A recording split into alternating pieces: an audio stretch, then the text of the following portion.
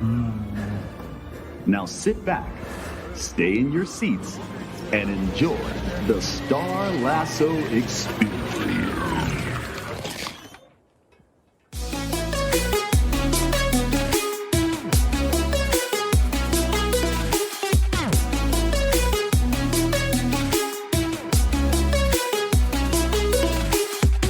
Hey, I'm Derek. And I'm Noah, and you're listening to A Bite of, where we take our current favorite pop culture obsession and enjoy it one nibble at a time. A Bite of.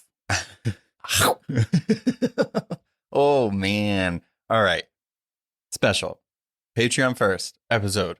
Review / discussion / talking about / nope. Nope. Jordan Peele's Nope. Came out in 2022, I think. So yeah, we're covering it a little later, but you guys voted. And you wanted us to talk about Nope. Yeah, you all just like to lead us down paths of mysterious experiences, leaving us scarred forever. Thanks, everyone. I love that we added Bullet Train twice, and it almost won this time. Almost won. So maybe we'll add it next time. Not me going on all the social media trying to get Bullet Train to win. You're rude. You can't vote. No, you can't. You can only, and even if I wanted to, you can only vote once, so it doesn't even matter. Creating other accounts just so that way you can get your vote up. Derek from A Bite of 1, Derek from A Bite of 2. Keep going. Don't even try to hide it. No, exactly who I am. Hey, it's Schmerick. All right. Speaking of social media. Oh, I thought you were going to say Schmerick. Make sure you're following us on all those channels. All the stuff is down below in the show notes / description. Like the show. Support the show. Patreon. $1 a month gets you this episode first and many other things. And then last but not least, review, leave some stars, leave some words, subscribe, all that good stuff. We have a lot to talk about. This movie is a lot. It's very intimidating. So like spoiler alert ahead for totally Jordan Peele's trilogy of his horror movies. Yeah. All right, let us officially take a bite of Nope. Nope. I think that's the shortest one ever. Nope. After their father is killed by a coin dropping from the sky, siblings OJ and Emerald are left holding the reins of their family business. Trying to make ends meet, OJ begins selling their horses to Jupe Park, the owner of a Western theme park nearby.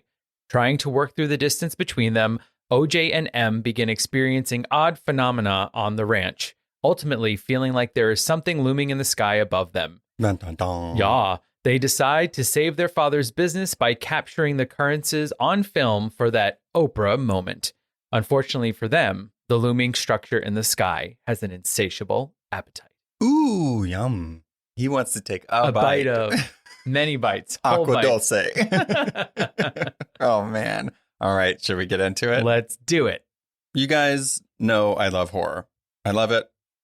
Derek obviously does too. Some of our very early episodes were based on horror, and we continue to do that. Absolutely. Midnight Sun. No. Yeah. The horrors of Edward Cullen being a stalker. Oh, my God. But I'm always excited when specifically Jordan Peele does his work. This is his third film that he's done. He did Get Out, Us, and now Nope. If you haven't watched his 2019 Twilight Zone revival, very, very, very much you should do that because it's fantastic and got canceled way before its time. I agree. One of the things that I love about Jordan Peele's work is that it's horror meets social commentary. Right. You know, and so it's not just a slasher film. It's not just an alien film. And even the Twilight Zone episodes themselves, they talked about, you know, gun violence. They talked about police brutality. They talked about, you know, immigration. And so I think that he has this really magical way of layering these different topics within the genre of horror. And that's really impressive. The Twilight Zone's right up his alley because even the original with Rod Serling was very much social commentary the entire time and a trailblazer of its time. I feel like the first two movies he did, Us and Get Out, were more layered in that. Mm-hmm. And I feel like this one was more face value. It was like, this is what it's about. Yeah. So it kind of feels like the first ones were a little more nuanced. Right. Whereas this one is like, bam, in your face. Yeah. And of course it makes you think about things, and it makes you go, what the fuck is happening? But also give you those moments of literally being, nope, just like some of the actors do in this movie.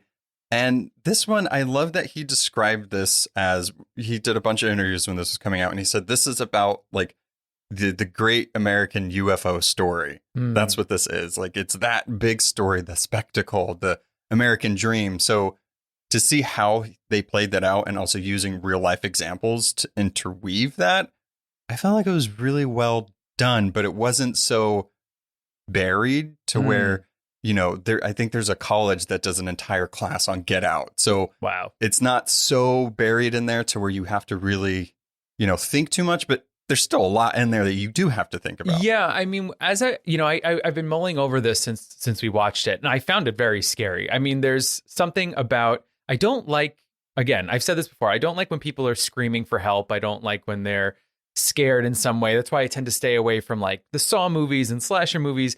But I have a very vivid memory of watching Fire in the Sky when I was like 8. My parents got it from Blockbuster, and I tried to close my eyes, but him screaming for help, I started crying as a kid. I don't like in Tom Cruise War of the Worlds when the aliens are like holding humans in their little, you know, fanny packs and then eating them and everyone's screaming. And so we have sort of that experience. Well, not sort of, we have that experience in Nope.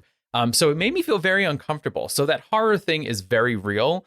But as I was mulling it over, I'm going, I feel like there's what else is he trying to say? And like the thing that I sort of landed on with this is exploitation, right, in all of its forms. Yeah. You know, whether it's humans exploiting animals or white people like exploiting black people, and it just like felt like there were a number of levels of that representation throughout. Yeah, that definitely is a big theme, and I think the more that you do sit there and think about it, and then you realize what this movie is trying to tell you, like what does Gordy even have to do with this movie and what it's trying to say, and I feel like he used that very traumatic and horror scene to show that this is one way that somebody uses exploitation, and then the siblings, the Haywood siblings,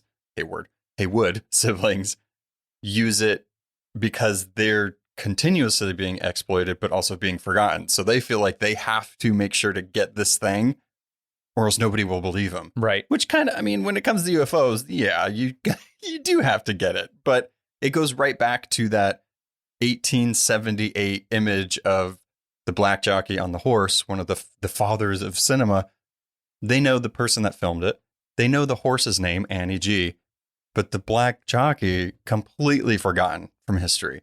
And I didn't know that. I thought when they said it in the movie, I'm like, oh, that is a descendant. No, he just fictionalized that because nobody knows who that is. So that's where the whole Oprah shot comes in. They have to do it, but they're also exploiting it themselves. Yeah. And then there's even that layer towards the end of the movie when the TMZ reporter comes. That was so funny. It was so funny. But this is, again, these are the lengths that these people are willing to go to. They have, you know, he has that like mirror helmet on, and he's trying to exploit their experience for his own gain. Right. Let's talk about Jupe for a second, because I feel like his is such an interesting, through line through this movie, and it's terrifying.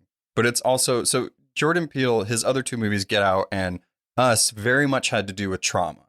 It had to do with how these people deal with trauma and what that means from the outside world and how they internalize it. This one is the same way.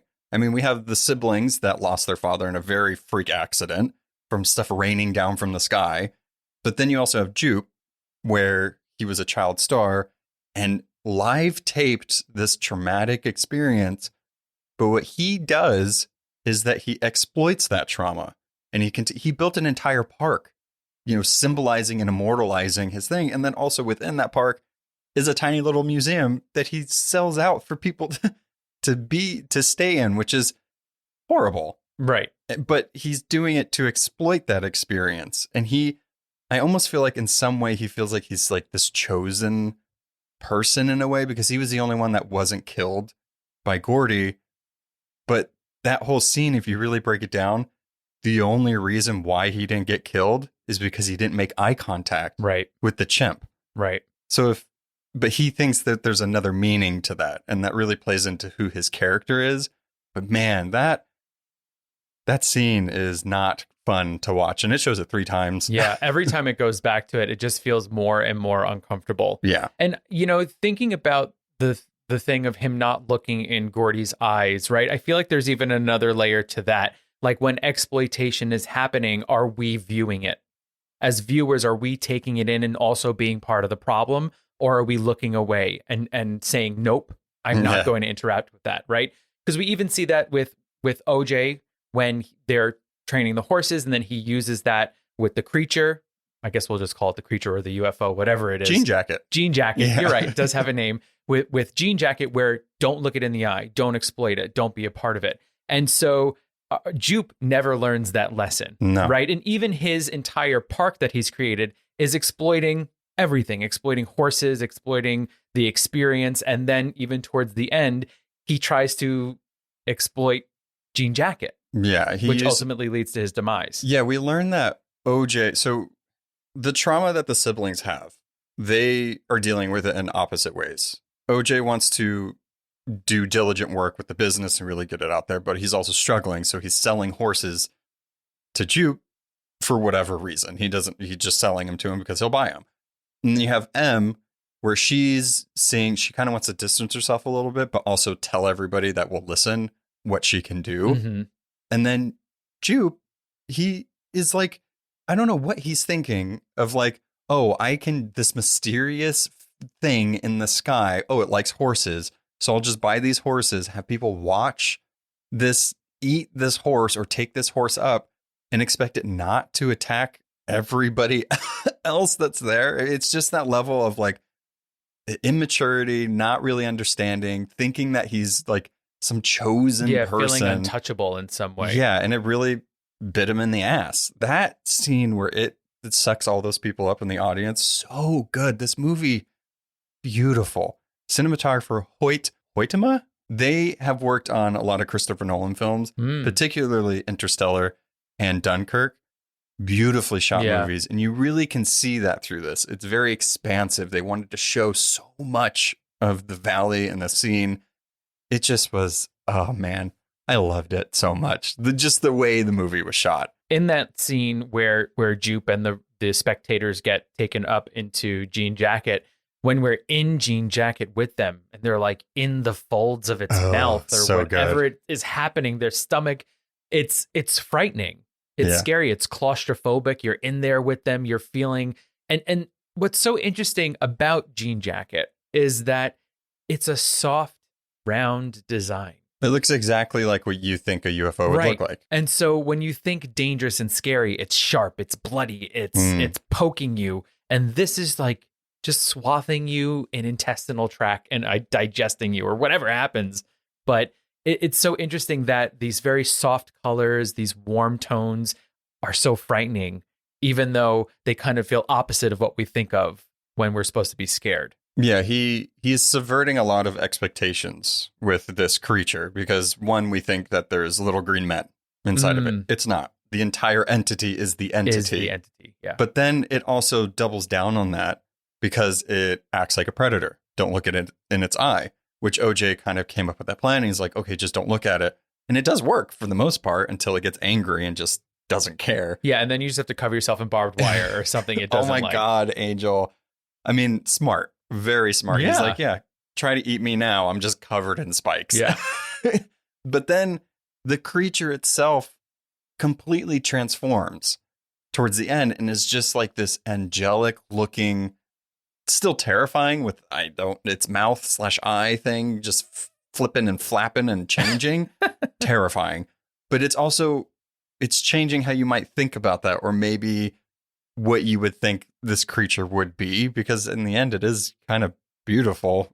It's very much sort of like a jellyfish in that sense, right? These floating jellyfish, they're so ethereal, but sometimes if depending on the type, if it gets you, you could die. I wonder if so speaking about, exploitation and, another thing that runs through this movie is very much like a love letter to Hollywood, because you see all the little Easter eggs throughout, like, you just see the movies that they worked on, like Scorpion King and all this stuff. And it definitely seems like a satirical look at a lot of that. And the creature, in a way, Jean Jacket, its eye and images that it kept showing was very square and rectangular, like a camera. Absolutely. So I feel like that's on purpose. I didn't watching you. Yeah, I didn't want to look up anything about this movie to, poison my thoughts. Yeah, you didn't want to be influenced by someone there we else. go. That's the word. But that's how I felt about that. The whole movie itself is incredibly unsettling. It just, I felt uneasy after watching it. I did want to talk a little bit about OJ and Emerald, kind of bouncing off what you said. So we only meet their father for the first, 10 minutes of the movie. Yeah. Right. And so legend of an actor, by the way. Oh, absolutely. He's incredible. And it's kind of upsetting that he wasn't in it more. The thing that's interesting about the father, right, is that he has the know-how and the love for the horses, but also he has the personality to be on set and work with people. And it seems like those talents were split between OJ and M. Oh, yeah. Right. So OJ has the talent. He has the know-how. He is calm and he wants to work with the horses. He feels attached to them. M, on the other hand, is the personality, but she doesn't want to deal with all the little things that you have to do. So they're so different. And I think that's what causes a lot of the friction between them. I do wish that we had a little more backstory about the two of them. I mean, Daniel Kaluuya and Keke Palmer, you fall in love with them immediately. Their chemistry is great. Like, you feel like they're siblings. Yeah. Just those little moments where they'll kind of like peck at each other, but then also support each other. Yeah. And then, it's great. It's very much that thing of like, I can bully my sibling, but you can't. Yeah. Duh. Those are the rules. Yeah. So that juxtaposition, between them is something interesting to watch. I just wish we got to see a little bit more of it, and how they were how they became who they are. Yeah, we get very little flashbacks or backstory to it, but it does seem. I'm curious if the reason why M is that way. I mean, aside from that's just who she is, they did make it a point to talk about how she was the one that was supposed to train Jean Jacket. That was her horse. That was her horse, but then he had OJ do it. And so it was almost like she was pushed aside from actually being able to do that, because then she could have actually been more like her father. Because she has that personality, she didn't really get the training or the experience to do that. So then that's where that split happened. That makes sense. And I don't know if there's some resentment there. It seemed a little bit, but not completely, because I think Keke Palmer's character, M, she kind of leaned into it. She's like, this is where I'm at now, so this is who I'm going to be. Don't ask me to do that other stuff, because I'm not going to. Because when she went on the set in the beginning with the horse, she kind of left him. She was like, okay, I'm going to be the personality, and now I'm going to go talk to somebody to gain what I'm doing on the sowing other side. seeds. Yeah. And that's, it lays the groundwork that way. But it was interesting to just father died, then the siblings. Right. Yeah. I do want to say, though, that scene when they are on set, and whatever it is, the commercial, whatever they're doing, she stands up there and she's like, hi, I'm Emerald Haywood, blah, blah, blah. I also do sewing and motorcycles everything. And this and that. And you're kind of like, oh, that's really funny. She's trying to tell everybody her other talents. But what I really loved about that is that we're told what she can do. And then throughout the movie, we see that she can use those talents. And I feel like sometimes in movies, you're like, I don't know. Sure, of course. Right. Yeah. Oh, yeah. Of course she knows how to ride a motorcycle. Of course she knows how to sew giant, flags. Yeah. But she tells us right up front, I have a million talents. And then we get to see those talents. So by having her make that speech, we're like, oh, yeah, here she goes. She could do that thing that she said she can do, rather than being like, that makes no sense. How could she do that? Like, what is the point of you telling me this too? Right. So yeah. I really appreciated that we see her doing the things that she said she could do at the beginning. Out of his movies, I think this is the least scary. Face value. I just like, it is horror, obviously, and it's terrifying. I feel like this is like that summer monster movie where it's not, Get Out or Us. Because Us, I felt like that one to me is probably more terrifying of the three. Home invasion-y, what is going on? They look like you. Running for your life. Very stabby. It's very much more like, ooh. I like where he's going with these. He's not only experimenting with different, genres within his film, but he's also showing what else he can do. He can do a horror monster summer movie, and then also a very like closed, intimate Us type thing, and then even smaller Get Out. I love I love Jordan Peele because he is not defined by any one genre of media, right? I think most of us met Peele from Key and Peele. Oh my God. Like yes. a hilarious sketch comedy show that like had you laughing your ass off. And then when he came with Get Out, it was like, whoa, wait a minute, what? And then it just keeps growing from there. And I think that he's not afraid to play with these different genres within the horror genre. He shouldn't be, because this is like that. It's a Western, it's a mystery, it's an extraterrestrial thing, it's a drama, it's a spectacle.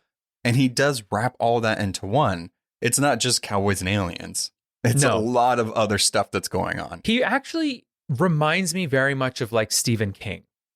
You know, Stephen King can write anything. Yeah.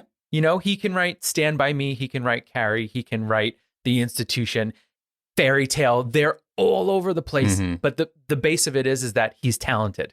Right. So he doesn't need to be defined by a genre. And I feel like we're experiencing that with Jordan Peele. Yeah. I mean, there is something to be said about comedians being able to do drama and horror very well. And I think that speaks to their talent of being a comedian, because you have to know how to communicate things to get the thing that you want. You know, doing comedy is very purposeful. There's you go over, you punch up the jokes, you go to open mics, you do all this stuff, and you learn how to get to the end goal that you want by doing the things to lead them there. And, you know, even with Bill Hader doing Barry and doing all the other stuff that he does, but then he was on SNL just being a complete buffoon sometimes, but it shows the level of, oh, these comedians aren't just there to be slapstick. They can do more than that. And I think Jordan Peele is like a driving force to that, not only for that, but also this like resurgence of like black horror, which is amazing. Totally. And, you know, I was thinking a lot about the cast of this. It's a very small cast. I mean, very small. Even the extras there. I mean, in that one scene in Jupe's theme park, I mean, there's maybe 20 people in the crowd. So it's not a lot. And of our principal players, it's like 5. It's a diverse cast. Right. I mean, maybe I'm trying to think, like, was Antler Holst the cinematographer that came from the commercial? Maybe he was white. I think he was white. Yeah. I would assume so. But he was the only one. So we're even looking at this like incredibly diverse cast, and Jordan Peele is so good at doing that as well, of like making sure there's representation. Yeah. The extra characters that do come in to help with the final climax or the battle of Jean Jacket is interesting. You know, Angel, I'm not too sure. I could be wrong. And you guys can, you know, add us. Comment below if you understood more of why he was there. He was the only one that I felt not out of place, but I was like, okay, he worked at the place where they got their surveillance stuff from. He helped them do that. Fantastic. He believed in it as well. The only backstory we really get of him is that his girlfriend broke up with him. And so he has time. Yeah, it's like he's pouring all of himself into this. I don't know past that. Like, I kept trying to think about it, and I think I was thinking more of the other people. And I was like, what was his purpose? I loved him in it, but I'm just curious on like why. Yeah. I was thinking that as well. I mean, other than the tech know-how, I mean, was it just good to have him as a third in their little duo, right? To kind of come in and say like, well, this is what's really going on. This is what's happening. You know, I think like almost like a third party saying, yeah, I believe you. Yes. I mean, he did find out that the cloud didn't move. Right. You know, so he definitely had a purpose in the movie. I'm just like, what was his meaning? No, I don't. Exactly. Yeah. I think you make a good point. And other than being the guy who knew how to work the cameras. Yeah. The cinematographer that they bring in, this very raspy, rugged sounding guy that seems very pretentious in his work, really, in the end, he decides to help them so that he could get the impossible shot, the Oprah shot. But also in the end, he exploits that and goes further and ends up killing himself because of that. For the shot. Yeah. And it's like he should have just stuck with the plan. The plan was amazing. And I think it was a really fun way to do a climax of a movie where they're not little green men, but the thing itself is an entity. But he got the shot. He got it to begin with, and then he wanted to get more of a shot. And I love that like juxtaposition between usually in these like invasion and alien stories, you see a big shootout. Somebody has like this giant gun, and in place of a giant gun was a hand operated camera. Mm-hmm. And so just seeing that, it was interesting to see that. And he went too far. He, Totally. he really just went too far. And I think there's just that extra layer of commentary with like, how far are you willing to go to get this thing? The ought, right. Yeah. And he completely ruined everything for himself. And also, did they get the camera back? Yes. He spit it out at the end. Yeah. And there was the other roll of, not a roll of film, canister of film. I don't know what you call film, like for movies. It's not very for cameras. complicated. Yeah, not for photography. But, Angel goes in that like little blackout tent thing to change it out. So that one existed as well. I mean, the antler character was just bizarre all over, right from, like you said, the raspiness. But every time they're kind of contacting him, he's watching animals kill each other. Like he's watching like old footage of, I don't know, like a boa constrictor and a leopard or whatever. I mean, which obviously is like, playing into this idea of Jean Jacket being the predator and who's the prey. And, there's in the last one we're seeing him watch, we think that the leopard is going to eat the snake, but then the snake ends up killing the leopard. And so, it's like the prey becoming the predator. So I don't know what he just came in. He had the know-how. It was like we had OJ and Emerald who had the passion and the need to stop this thing. And then we had the other two people who knew how to work cameras in some sense. I almost feel like that it was a retelling of the Black Jockey and the film. I mean, this guy who I'm assuming he's white. I think he's white. They need him to do the thing to like capture the thing. You know what I mean? And then he overexploited that. Mm-hmm. So they could have done it. I think that, the Haywood siblings probably could have done it. And they did more of the work than anybody else in this entire movie. Yeah. Well, I mean, it feels like at the end, it really is OJ and M coming together with the horse was it Lucky that was left at the end? Yeah. I think that are the ones that end up defeating it and also capturing it on film with that giant, very cool Polaroid well at Jupes Park. I mean, I like that became one of the final weapons of the thing. It's a very analog thing. And it was very intense because you wanted her to get that shot, but then she had to keep doing it. And then that extra layer of using like a Western, what was the beginning of cinema, inflatable thing to capture this thing. I love that like clash of cinema ideas and themes. But that was so cool. I love the use of wacky inflatable flailing R2-mans. So many of them. But it was so smart for them to do that because wherever it is overhead, it turns off electricity. But the images in this, when OJ is on the horse running from Jean Jacket and it's so close behind him, that just looked way too real and beautiful. I just can't get over. I think it's because of our interview with Evan Bolter. Yeah. I'm just really paying attention to like how things are shot now. And I'm like, this is so pretty. Agreed. And if you think about, they're on this ranch, which is, I mean, there's mountains in the background, there's blue skies, but for the most part, it's huge, flat expanse of land. And so what the creators' jobs were to how do we use this flat land, right? And so the inflatables, flags, these are the things that are making it interesting. We have this bare palette, so what do we use to paint it? Yeah. I'm not too sure how much CGI or effects were used, obviously Jean Jacket was real. Yeah. But I mean, for the landscape, I want to say it was all practical. It looked very, it's giving me, what's a good example? Like Eternals, where they didn't use a lot of green screen and stuff. They used actual locations and practical stuff. And I think it adds to it a little bit because when everything is green screen for the entire thing, you almost can sense that. You can almost sense that like the background isn't as depth as it should be. Sure.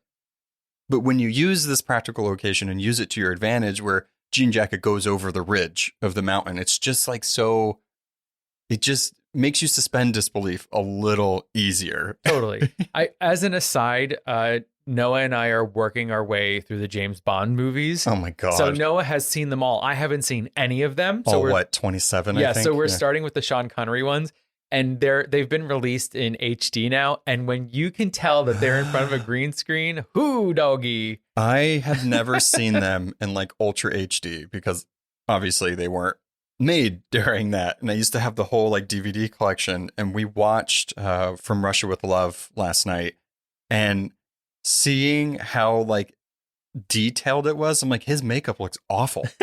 Like, he did not look like this when I remember watching that. But yeah, in the 60s, it looked great on film. Fantastic. Yeah, but I'm like, not in 2023. They really put bronzer on him. Totally. Like, Absolutely. He's been out in the sun, apparently. Does not look good. You know, that's just to further your point of being grateful for them using more practical effects in this. I mean, even there's the one scene where we think that there are these little aliens. Guys. I can't. I don't. That was the scariest part to me of the entire thing. I don't like aliens. My body can't handle it. I know it's stupid. Said this before. I did not like that. They were doing, I mean, I didn't like it. You know what? That actually felt like a nod to the William Shatner Twilight Zone episode. Yeah. Right? They had like those little furry gremlin suits, and they were kind of peering, over the edge of things, and it felt very much a nod to that, which I appreciated well. You could tell a lot of this stuff comes from, I mean, he wanted to make like the great American UFO story, and you can tell he did nods from a lot of the films that have come before that, like War of the Worlds and, Encounters of the Third Kind, and just that mysterious presence that's up there, but you can't do anything because they're omnipresent, apparently. But that scene, it did stuff to me that I almost could not watch that movie because of that. I just like really was like, no, nope. But I did like the fact that like he tried to record them from his like Razor flip phone and couldn't really do it, but kind of did. But his character specifically, almost every time you think the character is going to do the thing they normally do in horror movies, he says, nope. He's like, nope, I'm not. Nope. Nope. If there's one thing that we can learn from OJ, it's that to always look before you leap. Oh my God. Right. Yeah. And I feel like that's what we need more of. Right. I mean, that was the downfall of Antler in this. He just leapt. And so and the same thing with Jupe. He leapt. He didn't think about it. He played with something he didn't know about. He's an idiot. Whereas OJ was willing to stop, to take the time to think about things. And to figure it out. Yeah. And that's how he survived. Yeah, the scene where after Jean Jacket sucks up the entire audience and Jupe and all of them, and then Jean Jacket decides to go over the Haywood residence and just shit all over it, or just vomit everything. All the blood and everything. I had no idea what was happening, but it was cool as hell what was happening. It was so cool, but it was like, there's a lot of stuff falling. Yeah, and they really were accepting of that.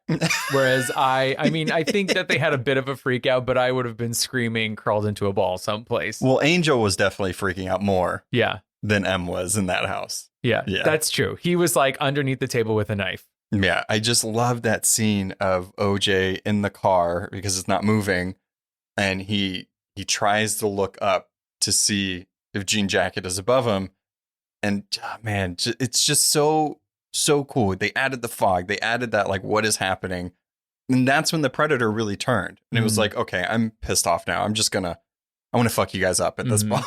I'm not just hunting now. I just want to fuck you guys up. I'm trying to enjoy a nice dinner, and you guys are just messing it up for me. It's not my fault. You all gave me it like easily. Exactly. You were sitting in a bowl for me, and I ate you.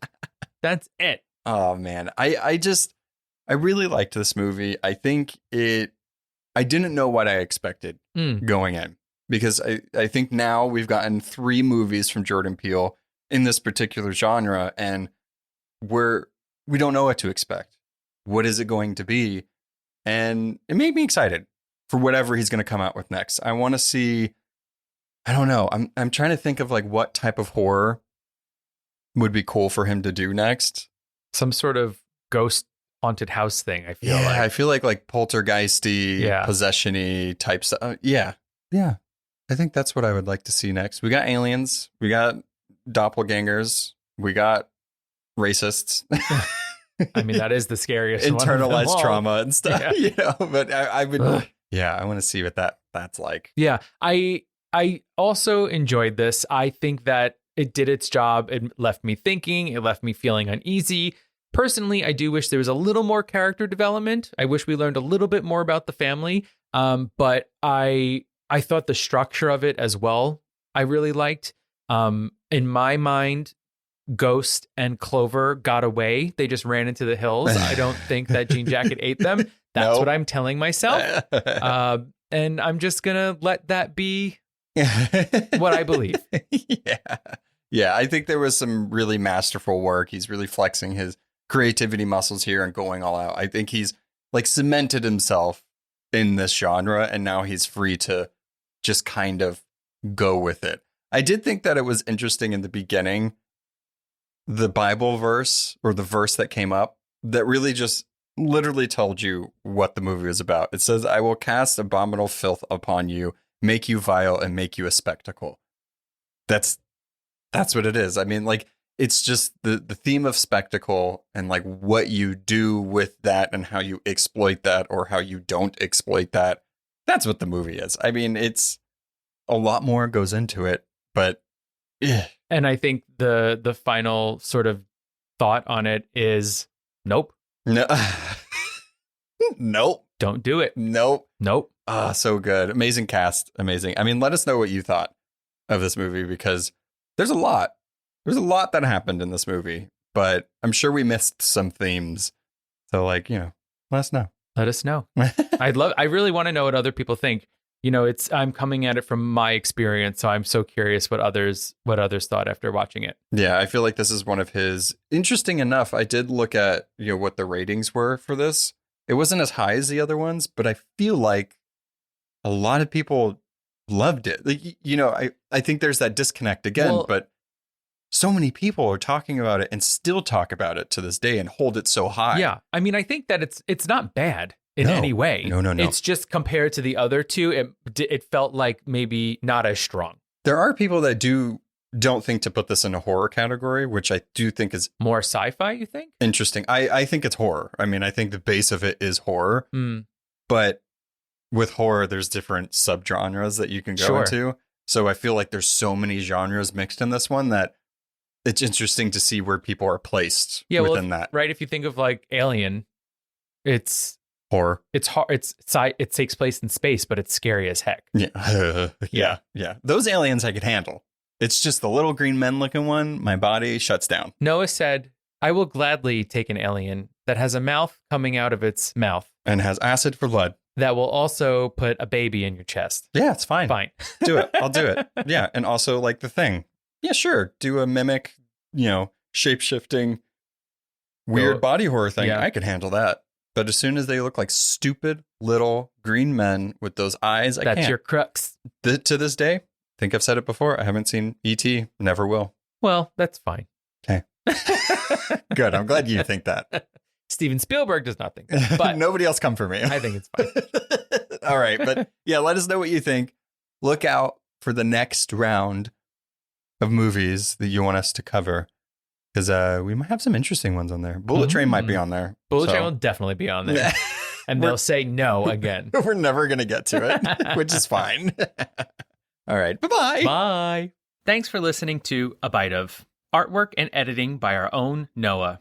Be sure to follow us on Instagram and Twitter at A Bite of Pod, and on Facebook at A Bite of. If you have any questions, recommendations, or just want to say hi, you can contact us on abiteofpod.com.